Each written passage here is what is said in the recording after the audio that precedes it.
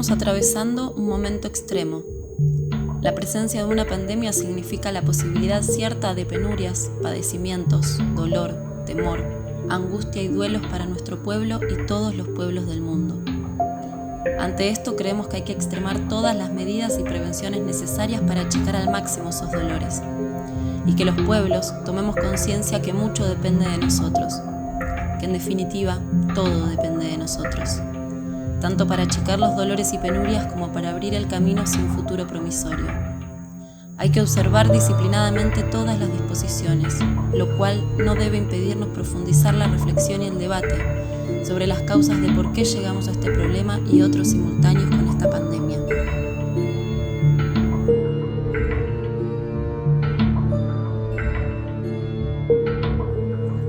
Si le preguntamos a cualquiera cómo ve la situación, seguro hoy lo primero que va a contestar será referido a la pandemia.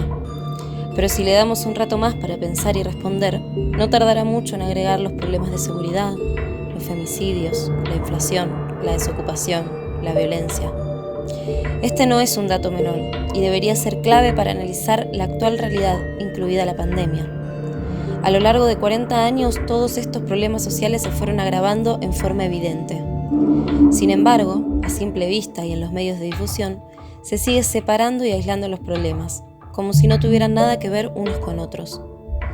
De acá, se sigue que está todo listo para que el tema sea tratado como si fuera algo aparte de todo, como si fuera resultado de la nada y cayera del cielo no se sabe por obra de qué. Pero esta no es la primera crisis. Todo tiene sus causas y la repetición de estas crisis van disipando los velos que las encubren. Así como con otros fenómenos, como la inflación o la violencia de género, con la pandemia pasa lo mismo. Nos quedamos con que existen, pero ¿por qué suceden? ¿Cuáles son sus causas?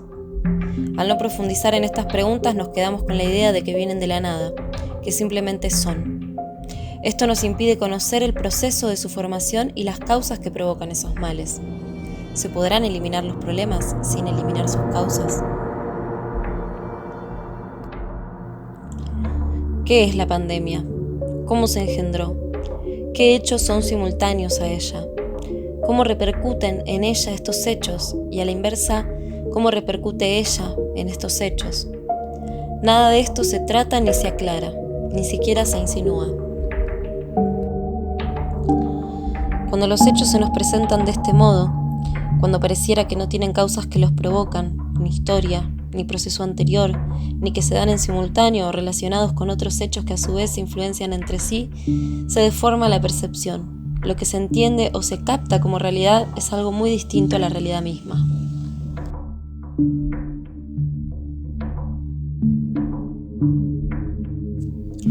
Durante la primera mitad del siglo XX se desarrollaron 2 guerras mundiales provocadas por la competencia económica capitalista.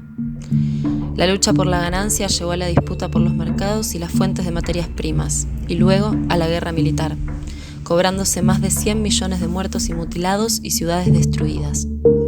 Cuando los intereses pesan, no importan los costos.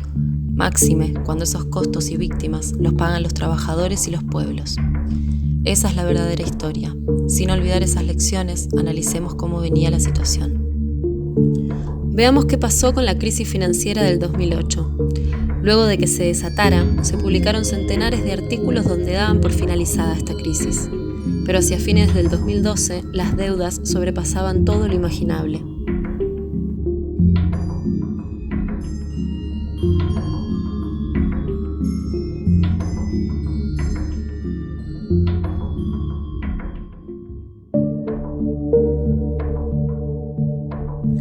En marzo de este año, Clarín publicó en una nota por Roubini que aunque la Guerra Fría chino-estadounidense es por definición de baja intensidad, una escalada abrupta es probable este año.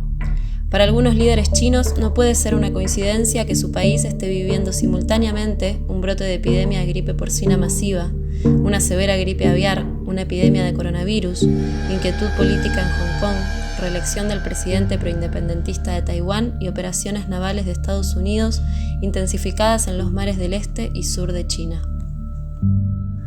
Por otro lado, como vimos, venimos acumulando deuda especialmente desde la crisis del 2008.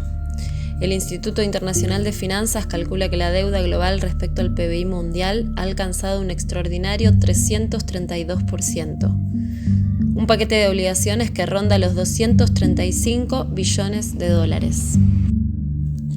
Es decir, unos 4 PBI mundiales de deuda, sin contar las deudas de las empresas y bancos, de las provincias y municipios. De paso, ubiquemos la deuda argentina, que es de 150.000 millones de dólares. Si multiplicamos por 200, aproximadamente los países pobres y subdesarrollados, esta deuda asciende a 30 billones de dólares. ¿Y los otros 200 billones? Es evidente que el mundo no va a estallar por el 10% de la deuda. Está estallando realmente por el otro 90% del primer mundo y las grandes corporaciones. ¿A dónde fue a parar ese dinero? A las multinacionales, a los colosos financieros internacionales y a los famosos paraísos fiscales. Entidades financieras abren cuentas bancarias en estos lugares sin controles estatales y sin declarar de dónde proviene el dinero. Allí también se ocultan capitales para evitar pagar los impuestos correspondientes.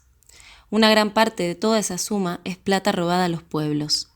Recordemos finalmente que para paliar la crisis del 2008 y salvar a los bancos más grandes, en Estados Unidos, Europa, Japón y Canadá, durante varios años se tiraron billones de dólares sin respaldo a la economía real y fueron a parar gratuitamente a esos bancos, preparando así un descalabro en la economía mundial que está estallando ahora.